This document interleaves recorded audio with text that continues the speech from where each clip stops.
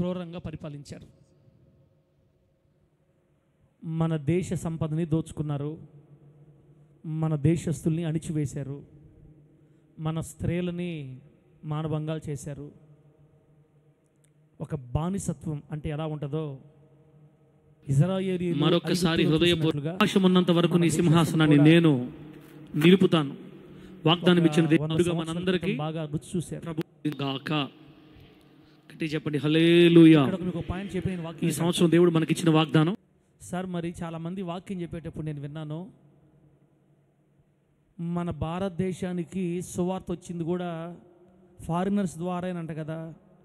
మన భారతదేశంలో స్కూల్స్ కట్టించింది, హాస్పిటల్ కట్టించింది అంతా వాళ్ళే అంట కదా, తెల్లవాళ్ళు అంట కదా. మరి మీరేమో క్రూరంగా పరిపాలించారంటున్నారు, మనల్ని దోచుకున్నారు అంటున్నారు అని మీకు డౌట్ వస్తుంది. మన భారతదేశాన్ని పరిపాలించింది బ్రిటిష్ సామ్రాజ్యం, ఈస్ట్ ఇండియా కంపెనీ. అయితే అదే బ్రిటిష్ సామ్రాజ్యం నుంచి లేదా అదే ఇంగ్లాండ్ నుంచి అదే లండన్ నుంచి అదే బ్రిటిష్ సామ్రాజ్యంలో మరి పలు రకాల ప్రాంతాల నుంచి ముందు బ్రిటిష్ వాళ్ళు వచ్చి వ్యాపారం కోసం వచ్చారు మన దేశానికి. ఫస్ట్ దేనికోసం వచ్చారు? వ్యాపారం కోసం వచ్చారు. వ్యాపారం కోసం వచ్చి ఇక్కడ వ్యాపారం బాగా జరుగుతుంది, ఇక్కడ అంత సంపద ఉందని చూసి మొత్తం మాట్లాడుకొని వ్యాపారాన్ని విస్తరించుకున్నారు. కొంతకాలానికి యుద్ధాలు చేసి మన దేశాన్ని చేతుల్లో తీసుకున్నారు. వాళ్ళు పరిపాలిస్తూ ఉండగా, బ్రిటిష్ వాళ్ళు మన దేశాన్ని పరిపాలిస్తూ ఉన్నప్పుడు అదే బ్రిటిష్ సామ్రాజ్యంలో నుంచి దేవుని చేత ప్రేరేపించబడిన వారై కొందరు మిషనరీలు వచ్చారు మళ్ళీ మన దేశానికి. దేవునికి స్తోత్రం కలుగును గాక. మిషనరీలు వేరు, బ్రిటిష్ పరిపాలకులు వేరు. వ్యాపార రీత్యా వచ్చి పరిపాలించిన వాళ్ళు వేరు మన దేశాన్ని. దేవుని చేత ప్రేరేపించబడి ఆ బ్రిటిష్ పరిపాలన జరుగుతున్న కాలంలో మన దేశానికి వచ్చిన మిషనరీలు, సేవకులు, సువార్థికులు వేరు. వాళ్ళు వేరు, వీళ్ళు వేరు. మనకు బడులు కట్టించింది, మన ఆడపిల్లలకి చదువులు చెప్పించింది, స్కూల్స్ కట్టించింది, హాస్పిటల్స్ కట్టించింది బ్రిటిష్ ఇండియా. మనల్ని పరిపాలించిన ఈస్ట్ ఇండియా వాళ్ళు కాదు. దేవుని బైబిల్ చేత పట్టుకొని సువార్త కోసం మన దేశానికి వచ్చిన మిషనరీలు మాత్రమే మనకి స్కూల్స్ కట్టించారు, మిషనరీలే మనకి హాస్పిటల్ కట్టించారు. దేవుని ప్రేమ కలిగిన వారు మాత్రమే మన దేశానికి విద్య, వైద్యం అందించారు. కాబట్టి బ్రిటిష్ పరిపాలకులు వేరు, మిషనరీలు వేరు. కాకపోతే అంతా ఒకే దేశం కాబట్టి వాళ్ళకి ఈజీ అయింది మన దేశంలో సువార్త చేయటం. కాబట్టి వాళ్ళు వీళ్ళు ఒకటి అనుకోబాకండి, ఈ క్రైస్తవులే మన దేశాన్ని నాశనం చేసింది అని అంటుంటారు బయట. ఎవరు నమ్మకూడదు మనం. వాళ్ళు వేరు, వీళ్ళు వేరు. ఏదేమైనా ఈ మరి బ్రిటిష్ రక్కసి చేతుల్లో నుంచి చెప్పాను కదా, ఎన్ని సంవత్సరాల క్రితం మనకు వచ్చింది? 78 సంవత్సరాలు పూర్తయింది ఇప్పటికీ. ఇది 79వ సంవత్సరం. 1947వ సంవత్సరం ఆగస్టు 15న పూర్తిగా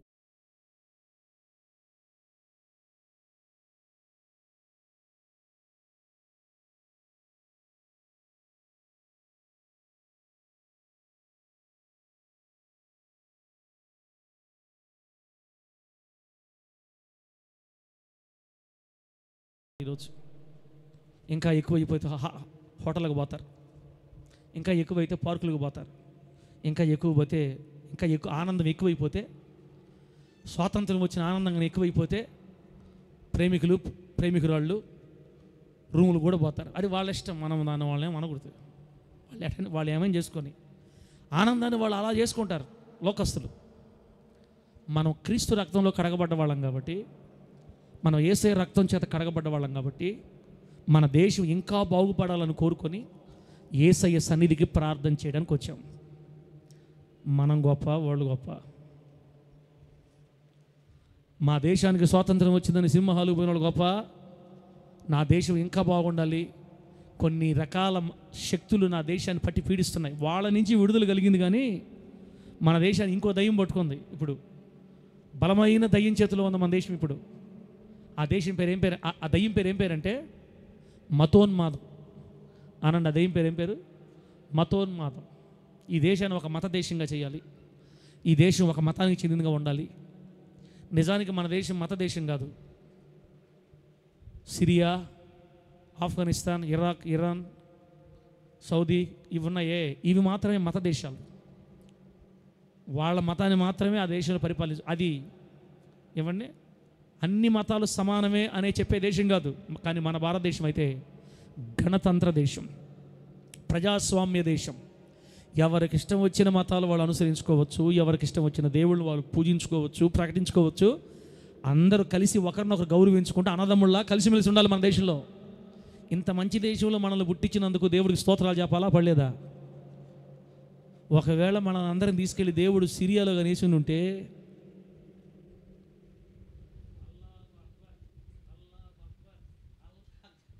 మనల్ని అంతే, ఏసయ్యా అంటే కోసేయ్ పీకలు.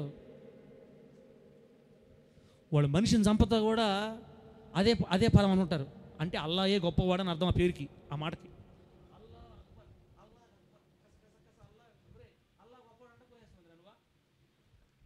దేవుడు మనిషి ప్రాణాలు తీయమన్నాడా? వాళ్ళకి తీయమని చెప్పాడు కాబట్టి వాళ్ళు తీస్తారు. మనకు అలా చెప్పలేదు మన యేసయ్య. మనల్ని అట్లాంటి మత సంబంధమైన దేశాలు వేసి ఉంటే ఎటువంటిది మన పరిస్థితి? ఇంత సువిశాలమైన స్వాతంత్ర గాలిని పీల్చుకుంటూ హ్యాపీగా ఇటువంటి ఘనమైన మందిరంలో మనందరం ప్రభువుని ఆరాధించుకుంటా ఉన్నామంటే, మంచి దేశంలో, మంచి రాష్ట్రంలో, మంచి జిల్లాలో, మంచి ప్రాంతంలో దేవుడు మనల్ని నాటాడు. దేవునికి స్తోత్రం కలుగును గాక. మనకు మంచిది. అట్లాగని సిరియా వాళ్ళకి వాళ్ళ దేశం మంచిది. ఎవరి దేశాన్ని వాళ్ళు ప్రేమిస్తుంటారంతే. కాబట్టి మనం ఒకదాన్ని అనకూడదు. అన్ని దేశాలు మంచివే. ఈ భూమి నిర్మించిందే ఎవరు? మన దేవుడు. ఆదియందు దేవుడు భూమిని ఆకాశాన్ని సృష్టించాడు. కాకపోతే ఒక్కొక్క అధికారం, ఒక్కొక్క నాయకులు ఒక్కొక్క దేశాన్ని పట్టి పీడిస్తున్న దరిద్రం, ఆ దరిద్రమే ఈ కాలంలో మరి ఒక 10 సంవత్సరాల నుంచి మరింత విపరీతంగా పెరిగిపోయి మతం అనే దయ్యం పట్టుకుంది మన దేశాన్ని. ఆ మతం పోయేటట్టుగా మనం ఇప్పుడు ప్రార్థన చేయాలి. వాక్యం అయిపోయిన తర్వాత ఈ దయ్యం చేతుల్లోంచి దేవుడు రాబోయే రోజుల్లో సంపూర్ణంగా మన దేశాన్ని విడిపించి క్షేమాన్ని ఇచ్చేటట్లుగా మనం ప్రార్థన చేసుకుందాం. ముందు ఇప్పుడు దేవుని వాక్యంలోకి వెళదాం. దేవుని వాక్యంలోకి వెళదాం. పరిశుద్ధ గ్రంథంలో నుంచి ఈ ఆగస్టు 15 స్వాతంత్ర దినోత్సవాన్ని పురస్కరించుకొని దేవుడు మనతో మాట్లాడాలనుకుంటున్నమాట. న్యాయాధిపతుల గ్రంథం 1వ అధ్యాయం. న్యాయాధిపతుల గ్రంథం 1వ అధ్యాయం 1-2 వచనాలు చదువుకుందాం. న్యాయాధిపతుల గ్రంథం 1వ అధ్యాయం 1-2 వచనాలు చదువుకుందాం. అక్కడ ఏం రాయబడిందంటే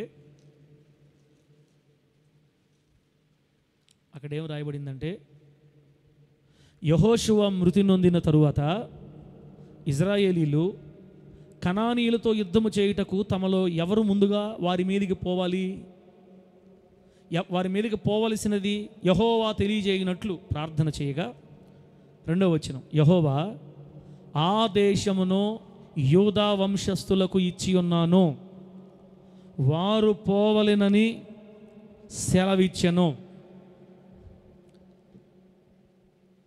ఆ దేశాన్ని నేను యూదా వంశస్థులకు ఇచ్చి ఉన్నాను.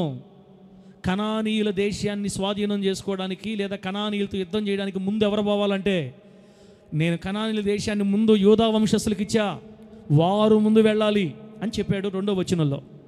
తర్వాత 9వ వచనం చూడండి. అదే అధ్యాయం 9వ వచనం ఏముంది? తరువాత యూదా వంశస్థులు మన్యముల యందును దక్షిణ దేశమందును లోయ యందును నివసించిన కనానీయులతో యుద్ధము చేయుటకు పోయిరి. మొదటిదేమో దేవుడు ఆ దేశాన్ని నేను యూదా వంశస్థులకు ఇచ్చి ఉన్నాను అని చెప్పాడు. ముందు మీరు వెళ్ళాలి యుద్ధానికి అని చెప్పాడు. మరి వాళ్ళు ఇప్పుడు యుద్ధానికి బయలుదేరారు. ఆ దేశమంతటిని స్వాధీనం చేసుకోవడానికి యుద్ధానికి బయలుదేరిపోయారు 9వ వచనంలో. ఇప్పుడు మరలా 19వ వచనం చూడండి. 19వ వచనం, యెహోవా యూదా వంశస్థులకు తోడయ్యున్నందున వారు మన్య దేశమును స్వాధీనపరచుకొనిరి. యెహోవా యూదా వంశస్థులకు తోడయ్యున్నందున వారు మన్య దేశమును స్వాధీనపరచుకొనిరి. అనగా కానాను దేశాన్ని, అడవులు ఎక్కువగా ఉన్న భాగాన్ని వాళ్ళు స్వాధీనం చేసుకున్నారు అని మనం చదివాం. దేవుని బిడ్డలారా, మనం చదివినటువంటి వాక్య భాగాన్ని దేవుడు మనందరికి అర్థమగునట్లు బోధిస్తూ ఉండగా, వాక్యానుసారంగా బ్రతకాలి అని ఎవరు తీర్మానించుకుంటారో వారికి వాక్యపు లోతుల్లో బ్రతుకున్నట్లు వారందరినీ స్థిరపరిచి వాక్యపు లోతుల్లో విస్తరింపజేసి మనందరికీ ఆ సహాయం అందించి ఆయన వాక్యంలో నిలబెట్టి నడిపించను గాక. ఆగస్టు 15 రోజు వాక్యం చెప్పి ఏం చెప్తున్నాను ఆయన? ఆ దేశాన్ని నేను యూదా వంశస్థులకి ఇస్తాను, ఆ దేశమును నేను యూదా వంశస్థులకి ఇచ్చి ఉన్నాను, వారు ముందుగా పోవాలి యుద్ధానికి. అవును ప్రభువా, అలాగైతే వెళ్తాం ప్రభువా. యూదా వంశస్థులు బయలుదేరారు యుద్ధానికి. పోతా షిమ్యోనీయుల దగ్గరకు వచ్చి, మేము యుద్ధం పోయేటప్పుడు మీరు మాతో రండి యుద్ధానికి, మేము ఆక్రమించుకుంటాం మా భూభాగాన్ని, మీరు వెళ్ళేటప్పుడు మీతో మేము వస్తామని తీర్మానం చేసుకొని షిమ్యోనీయుల్ని కలుపుకొని యూదా వంశస్థులు కనాను దేశం మీదకి యుద్ధానికి పోయారు. 19వ వచనంలో రాయబడిన మాట, యెహోవా యూదా వంశస్థులకు తోడై ఉన్నందున వారు దేశం మొత్తాన్ని స్వాధీనం చేసుకున్నారు. దేవునికి మహిమ కలుగునుగాక. గట్టిగా చెప్పండి హల్లెలూయా. ఇది ఏ కాలంలో జరిగిందంటారు? మోషే గారి ద్వారా 40 సంవత్సరాలు వాళ్ళు అరణ్యాన్ని దాటుకున్నారు. యెహోషువ నాయకత్వంలో యోర్దాను నదిని దాటి మొట్టమొదటి ప్రాంతం యెరికో మీద వాళ్ళు యుద్ధం చేయాలి. ఆల్రెడీ యుద్ధం చేసేశారు, యెరికోని దాటేశారు, హాయిని దాటారు, ఇక ఒక్కొక్క ప్రాంతం దాటుకుంటూ వచ్చారు. ఇలా ఇప్పుడు యూదా వంశస్థులకి దేవుడు ఏ భూభాగాన్ని అయితే సిద్ధం చేశాడో ఇప్పుడు ఆ యుద్ధ స్థలం సమయం వచ్చింది. ప్రభు ఈ ప్రాంతం మీదకి ముందు ఎవరు వెళ్ళాలి అని ప్రార్థన చేస్తే, నేను ఈ దేశాన్ని యూదా వంశస్థులకు ఇచ్చాను, వారు ముందు వెళ్ళాలి. బయలుదేరారు. దేవుడు యూదా వంశస్థులకు తోడయ్యున్నందున ఆ దేశం వాళ్ళ స్వాధీనం అయిపోయింది. అక్కడ ఉన్న రాజులందరినీ ఓడించి భూభాగాన్ని వాళ్ళు స్వాధీనం చేసుకున్నారు. యోధా వంశస్థులకు దేవుడు ఎందుకు తోడుగా ఉన్నాడంటే, 1000 సంవత్సరాల క్రితం తమ పితరుడైన అబ్రహాముకు దేవుడు వాగ్దానం చేశాడు కాబట్టి, అబ్రహాము నా మాట విన్ను వచ్చావంటే నీ పిల్లలకి ఈ దేశాన్ని నేను స్వాస్థ్యంగా ఇస్తానని చెప్పాడు. కొలిచి ఇచ్చాడు దేవుడు ఆ స్వాస్థ్యాన్ని. ఇజ్రాయేలు దేశాన్ని అబ్రహాము సంతానానికి స్వాస్థ్యంగా, హక్కుగా, వారసత్వంగా, ఆస్తిగా దేవుని మాట విని బయలుదేరి వచ్చినందుకు అబ్రహాము సంతానానికి దేవుడు ఒక దేశాన్ని కొలిచి ఇచ్చాడు. ఒక వ్యక్తిని పిలిచి ఆ వ్యక్తిలో నుంచి లక్షల కోట్ల మంది జనాభాని బయటికి తీసుకొని వచ్చి, ఇసుక రేణువులంత జనాభాని తీసుకొని వచ్చి వాళ్ళకి ఒక దేశాన్ని అప్పగించే దేవుడు, అప్పగించిన మన దేవుడు వంటి ఘనమైన దేవుడు ఈ భూలోకంలో ఇంకెక్కడైనా ఉన్నాడా? ఒక్క మనిషిలో నుంచి కోట్ల మందిని తీసుకొని వచ్చి వారికి ఒక దేశాన్ని అప్పగించి స్వాస్థ్యంగా ఇచ్చి నేటికి 1000 సంవత్సరాలుగా వారిని ఆ దేశంలో నాటి భూమి మీద ఇంకా వారి మనుగడ మనం చూస్తూ ఉన్నాం. ఇలా వారి పక్షం ముందు నిలబడి గొప్ప కార్యాలు చేసిన మన దేవుడు వంటి ఘనమైన దేవుడు ఇక భూమి మీద ఇంకెక్కడైనా ఉన్నాడా? ఏ జనముకైనా ఇటువంటి ఘనకార్యాలు జరిగాయా అని రాస్తారు ముందుకు పోతే అక్కడ. బిడ్డలారా, అది సంగతి మొత్తం మీద. అయితే ఇప్పుడు మనం పాయింట్లోకి వెళ్దాం. పాస్టర్ గారు, అవును ఇప్పుడు ఏం చెప్పాలనుకున్నావు? ఏం చెప్పాలి అంటే అంశం పేరు రాసుకోండి. దేశం యూదా వంశస్థులకే సొంతం. అది అంశం. దేశం యూదా వంశస్థులకే సొంతం. ఏ వంశస్థులకి? ఎవరో ఒకరు కానీ ఏ వంశస్థులకి? యూదా వంశస్థులకి సొంతం దేశం. ఏ దేశం? కానాను దేశం. మరి భారతదేశం ఎవరికి సొంతం? ఆగస్టు 15వ తేదీ ప్రార్థన పెట్టుకుందాం, రండి నాయన దేశం గురించి ప్రార్థన చేద్దాం రండి స్వామి అంటే, నువ్వు చేసుకో అని వ్యాపారాలకు వెళ్ళేవాళ్ళక, అని పనులకు వెళ్ళేవాళ్ళక, రాగలిగి ఉండి కూడా రెస్ట్ తీసుకునే వాళ్ళక, ఫ్రెండ్స్తో కలిసి పార్టీలు చేసుకునే వాళ్ళక దేశం స్వాధీనమయ్యేది.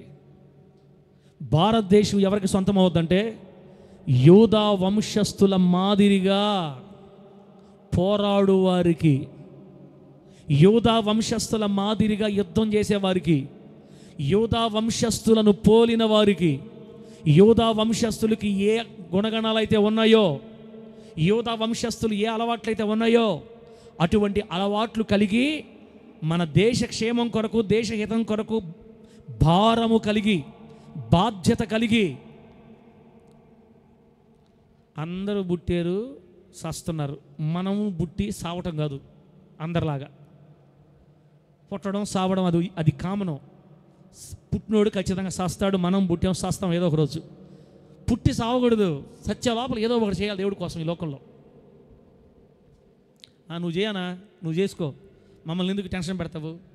ఏదో మా జీవితాలు, మా ఉద్యోగాలు, మా పనులు, మా చేతి పనులు, మా సంపాదన, మా పిల్లలు, మా జీవితం సరిపోద్ది.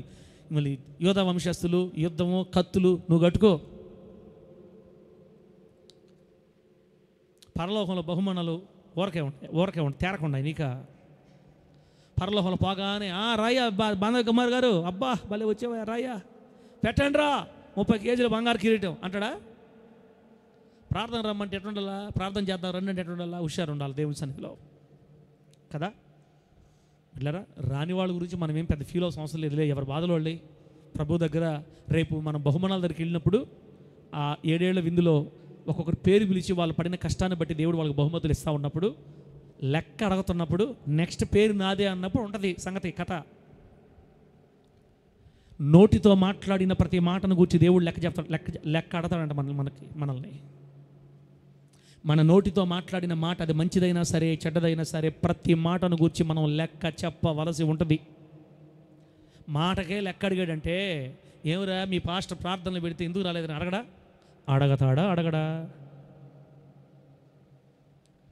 బిర్యానీలు ప్రార్థన పెట్టినప్పుడు భలే వస్తావు కదా నువ్వా. బిర్యానీ లేవు ప్రార్థన అంటే ఎందుకు రావట్లేదు మీరు, బిర్యానీ కూటం వాళ్ళారా అని మనల్ని కాదులే, వాళ్ళని అడగడా? వాళ్ళనే. ప్రతిదానికి ఉంది లెక్క దేవుడి దగ్గర. ఈ లోకంలో నువ్వు పడే కష్టాన్ని బట్టి, దేవుని కోసం పరిగెత్తే విధానాన్ని బట్టి అక్కడ నీ ప్రైజులు ఉంటుంది. బతకడం కాదు, కుక్క బతకద్దే, పంది బతకద్దే, మనిషి బతుకుతున్నాడు. ఉపయోగం లేని జంతువులాగా బతకడం కంటే ఆయన స్వరూపమందు నిర్మించబడిన మనిషి, దైవజనుడు బాధ్యత కలిగి ప్రార్థన పెట్టాడు. ఎందుకు పెట్టాడు? దేశం కోసం ప్రార్థన చేయాలంట. క్రైస్తవుడిగా పుట్టినందుకు, క్రైస్తవుడిగా మా ప్రభు మనల్ని పిలుచుకున్నందుకు మన దేశం గురించి 1 గంటైనా బాధ్యతగా ప్రార్థన చేయాలి. పండురా నాయన.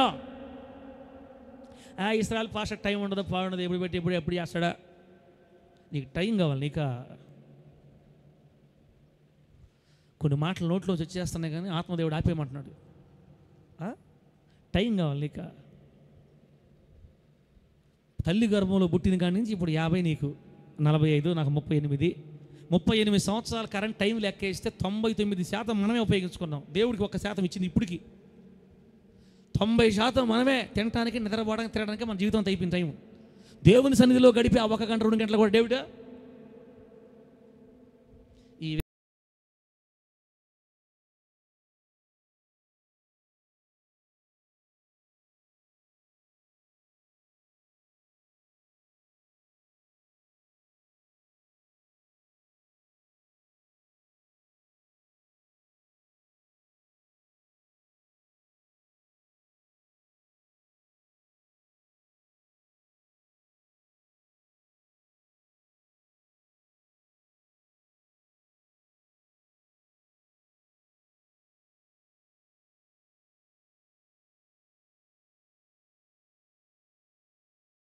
ఎవరికి ఉపయోగకరం మారం.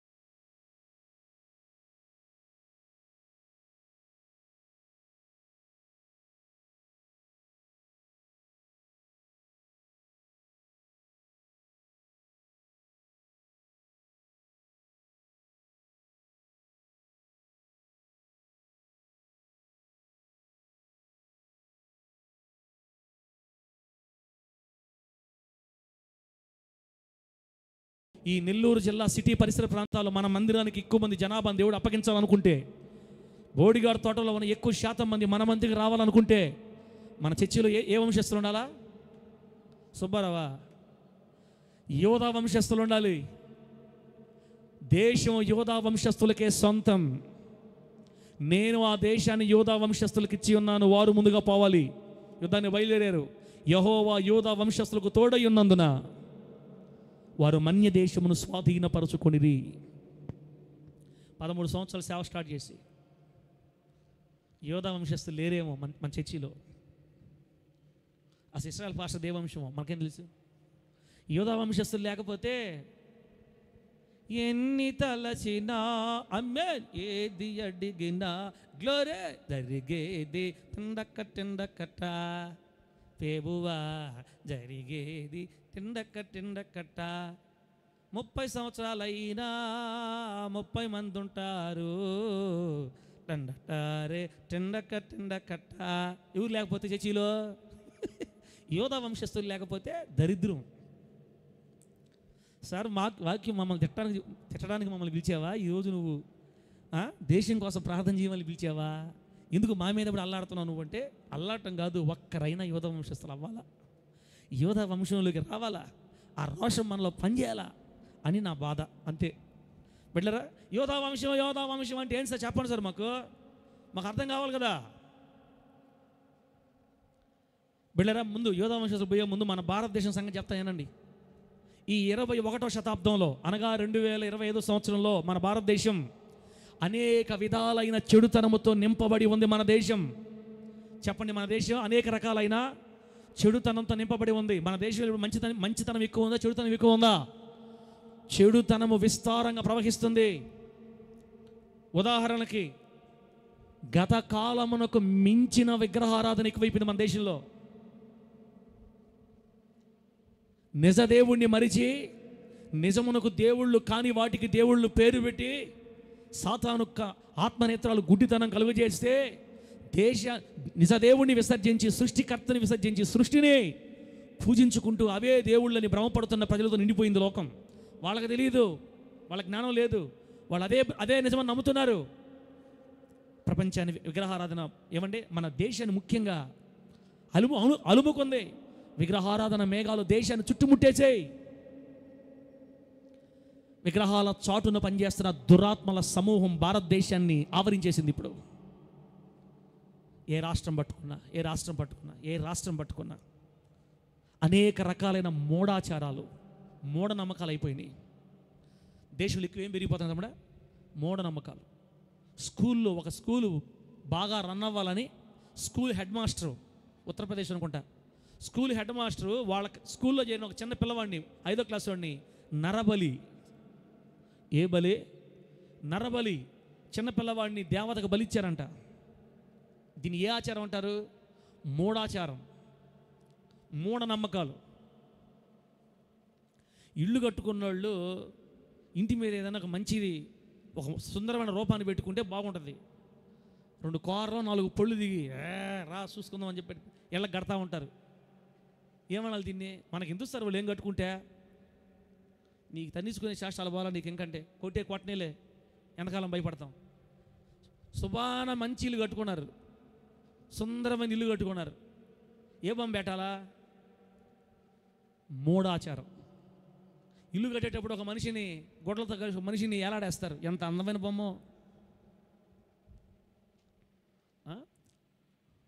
అదేవిధంగా ఒక మామూలు మనిషిని బట్టలు ఇప్పుడు తీసుకు ఇంటికి కానీ కడితే ఎట్టుంటుంది? అప్పుడు దాన్ని చూడలేరు. మళ్ళా బొమ్మను మాత్రం నగ్నంగా చేస్తారు. ఏం ఆలోచిస్తుంది లోకం? మూఢనమ్మకాలు, మూఢాచారాలతో నిండిపోయింది భారతదేశం.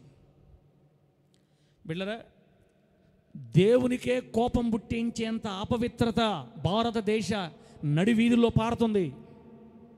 దేవునికే కోపం పుట్టిస్తుంది మన దేశం. దేవునికే కోపం పుట్టించేంత అపవిత్రత మన దేశంలో పారుతుంటే మన దేశం పక్షాన మొరపెట్టే వీరులు ఎక్కడా? ఎవరిని బట్టి దేవుడు శాంతించాలి ఈ దేశాన్ని? ఎవరిని బట్టి దేశం మీద కృప చూపాలి? ఏం అపవిత్రతదే? త్రాగుబోతుతనం ఇంతకుముందు రికార్డు స్థాయిలో పెరిగింది. ధూమపానం, మద్యపానం రికార్డు స్థాయిలో పెరిగింది మన దేశంలో. 12 సంవత్సరాల పిల్లలు మొదలుకొని ముసలి వాళ్ళ వరకు తాగో త్రాగుడు దురాత్మ ఆవరించింది దేశాన్ని. ధూమపానం ఆత్మ ఆవరించింది దేశాన్ని. పొగదాగి మందు దాగి ఆరోగ్యాలు నష్టపోతున్నా సావనన చేస్తున్నారు కానీ మార్చుకోలేకపోతున్నారు జీవితాలు. కారణం దేవుడు మన దేశాన్ని కనికరించేటట్లుగా, మన దేశాన్ని మనకు అప్పగించేటట్లుగా సాతాను చేతుల్లోకి వెళ్ళిపోయిన ఈ దేశాన్ని, మన్య దేశాన్ని స్వాధీనపరచుకోవడానికి రోషము కలిగిన పరాక్రమశాలులైన యూదా వంశస్థులు లేరు దేశానికి. ఈ హోలీ జడ్జి మినిస్ట్రీలో యూదా వంశస్థులు పోలినవారు మన సంఘంలో లేచుదురు గాక. గట్టిగా చెప్పండి హల్లెలూయా. మన దేశంలో లేవాలి. వ్యభిచారం ఒక మామూలు రేంజ్లో ఉందా? మన దరిద్రం కాకపోతే మన సుప్రీంకోర్టులు కూడా ఇప్పుడు ఏం తీర్పులు ఇచ్చాయి? ఒక భార్యాభర్తలు కాపురం చేసుకుంటున్నారు, భర్తకి మీద భార్యకి బోరు కొట్టింది. ఏం కొట్టింది? భర్త మీద భార్యకి బోరు కొట్టింది. భార్యకి బోరు కొడితే ఆమె ఇష్టానుసారంగా ఇష్టపూర్వకంగా ఇంకొక వ్యక్తితో అక్రమ సంబంధం పెట్టుకుంది. తప్పేలా అని చెప్పింది సుప్రీంకోర్టు. ఇప్పుడు స్త్రీలు వ్యభిచారంలో పడితే తప్పే లేదు, కోర్టు కేసులు కూడా చెల్లవు ఇప్పుడు. నిన్న మొన్న ఏదో వచ్చిందమ్మా, ఒకటి వచ్చింది. ఏదో భలే మన దేశం భలే పక్కగా పోతుందిరా నాయన అనుకున్నా, గుర్తురావటం నాకు. మొన్న ఒక తీర్పు ఇచ్చారు, అన్ని లేడీస్ సపోర్ట్, వాళ్ళ ఇష్టం, వాళ్ళిద్దరు హ్యాపీగా కలిసిమెలిసి ఉన్నారు, ఇబ్బంది ఏముంది? కాబట్టి బిడ్డలారా, భారతదేశ నడివీధుల్లో పాపం విస్తారంగా ప్రవహిస్తుంది. ఈ భారతదేశాన్ని స్వాధీనం చేసుకునే ప్రార్థనా పరులు ఎక్కడ? ఈ భారతదేశాన్ని సాతాను చేతుల్లోంచి దేవుని పాదాల దగ్గర తెచ్చిపెట్టే యూదా వంశస్థులు ఎక్కడ? వ్యభిచారం విచ్చలవిడైపోయింది. పచ్చని కుటుంబాల్లోకి వ్యభిచార దయ్యం ప్రవేశించేసింది.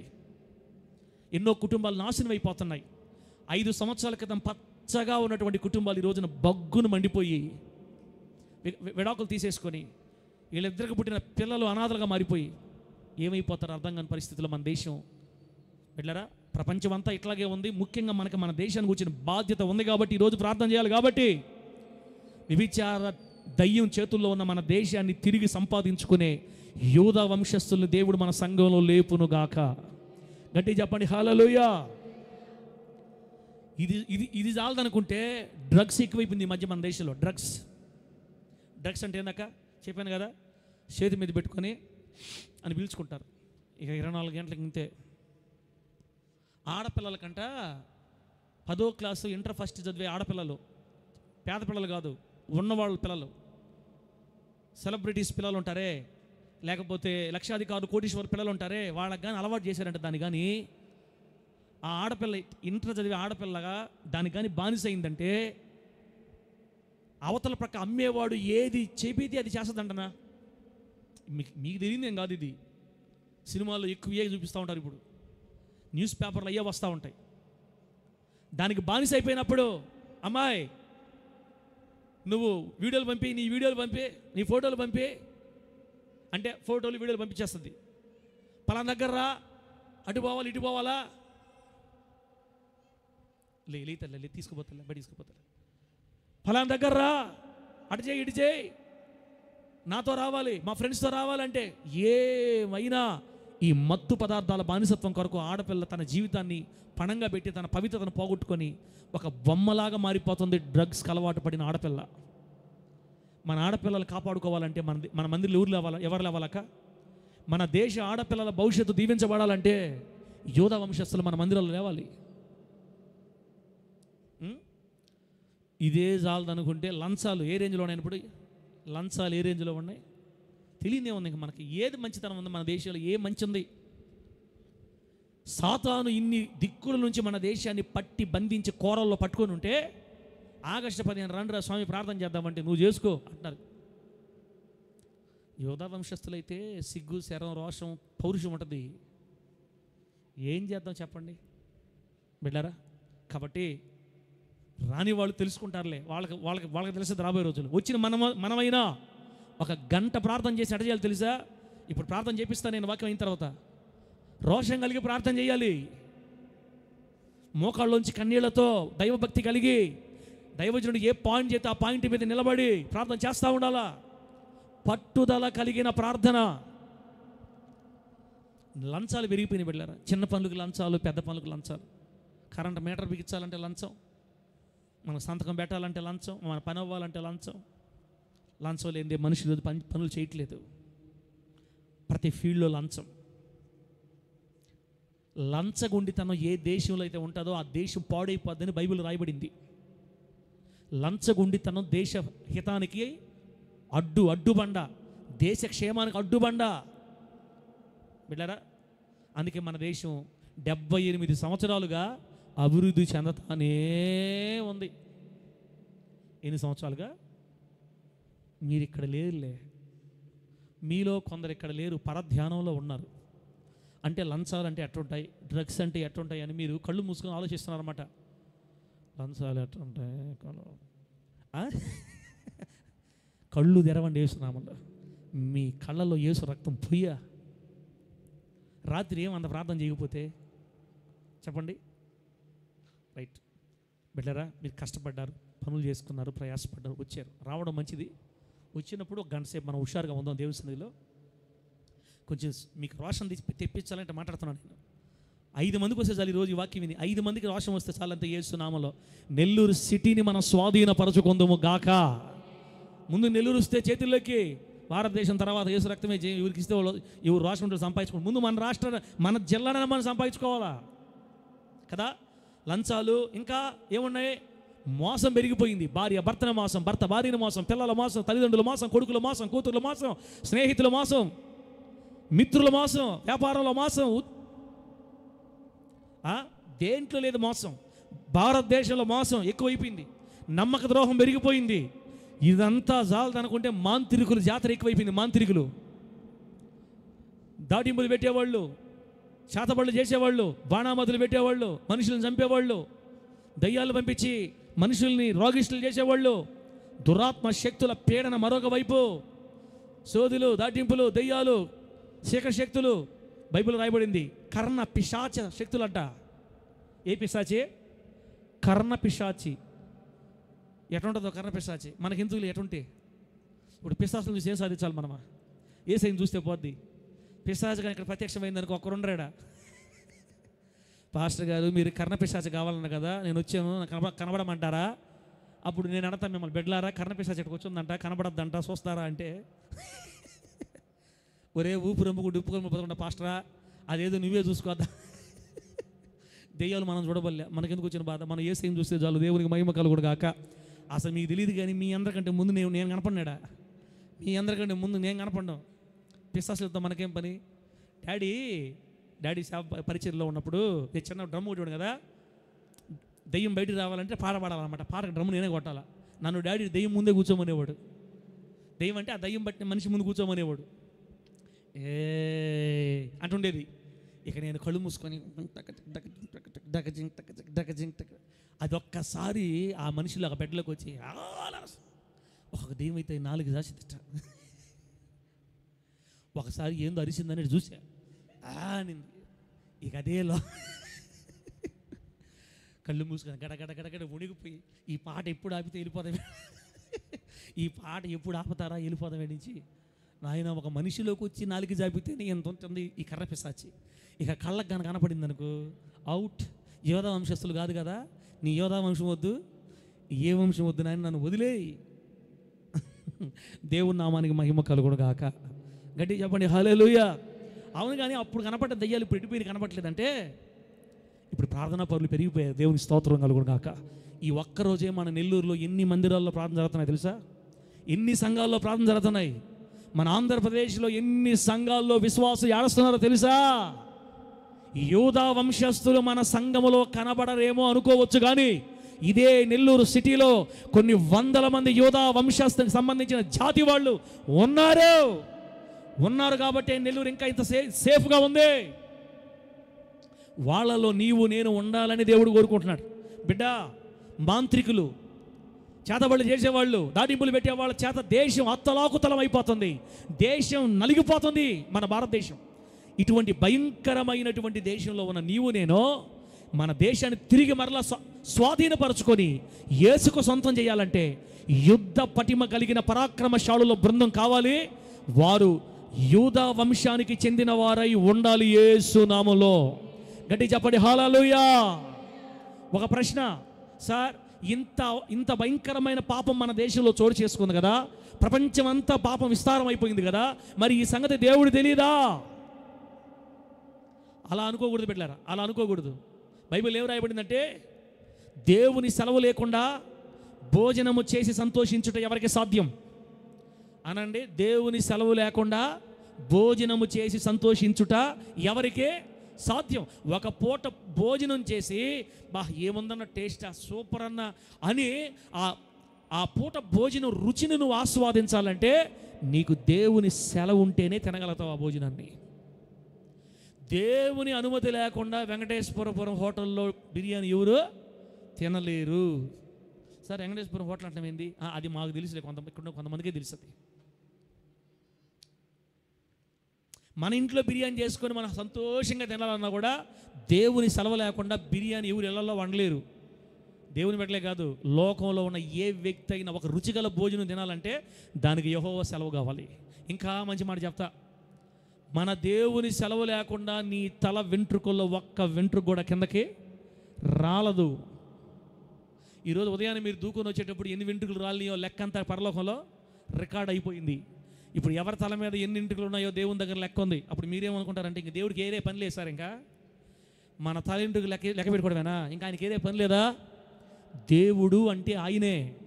ఈ భూమి మీద ఆయన మాట లేకుండా, ఆయన సెలవు లేకుండా చిన్నది కానీ పెద్దది కానీ, మరి కొంతమంది అంటుంటారు పలానా ఆయన ఆజ్ఞ లేకపోతే సేమ కూడా కదలదని. ఒక ఆయన ఆజ్ఞ లేకపోతే సేమ కూడా కదలదంట. వాళ్ళు సేమకు పెట్టారు, మన తల వెంట్రుకే పెట్టాం. దేవుడికి స్తోత్రం కలుగును గాక. యేసయ్య ఆజ్ఞ లేకపోతే ఒక్క వెంట్రుక కూడా కిందకి రాలదు. కాబట్టి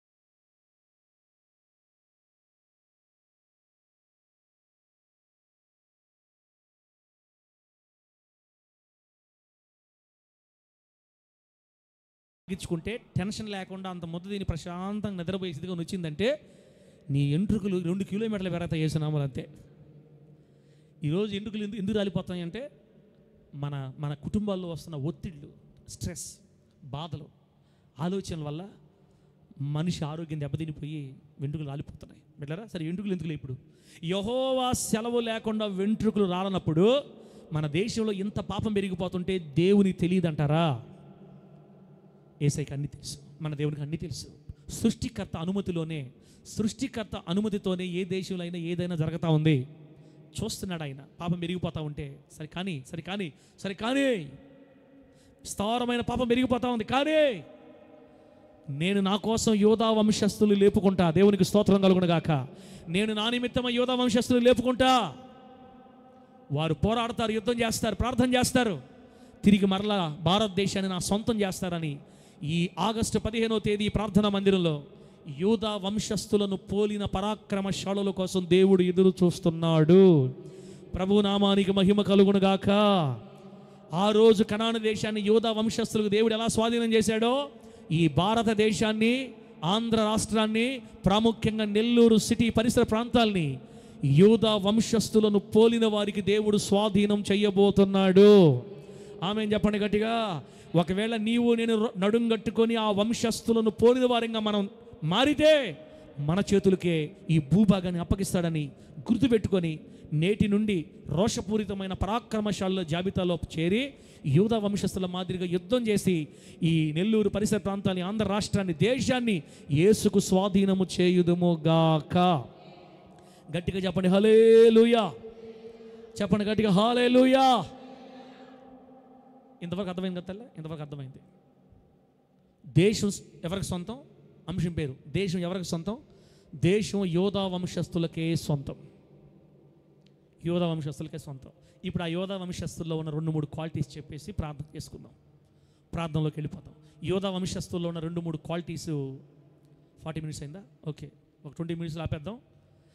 యోధా వంశస్థుల్లో ఉన్నటువంటి 2-3 క్వాలిటీస్ చెప్పేసి ప్రార్థనలోకి వెళ్ళిపోదాం. బిడ్డలారా, చిన్న పల్లవి పడితే మీరు కొంచెం నా మైండ్లోకి వస్తారు. దేశమునకు స్వాతంత్రం వచ్చిన పాట పాడదాం ఇప్పుడు. దేశమునకు స్వాతంత్రం, అది చప్పట్లు.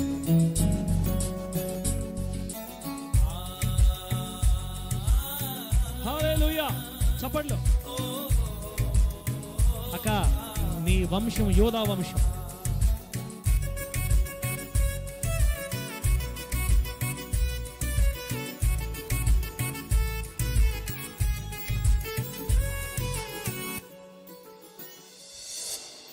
దేశమునకు స్వాతంత్రం వచ్చిన ఆత్మకు స్వాతంత్రం లేదే. బానిసత్వ సంకెళ్ళు తెగిపోయిన పాపపు సంకెళ్ళు తెగలేదే. నా ప్రియుడా యేసయ్యా నా భారతవనిని కడిగివేయుమో దేవా నీ రక్తముతో.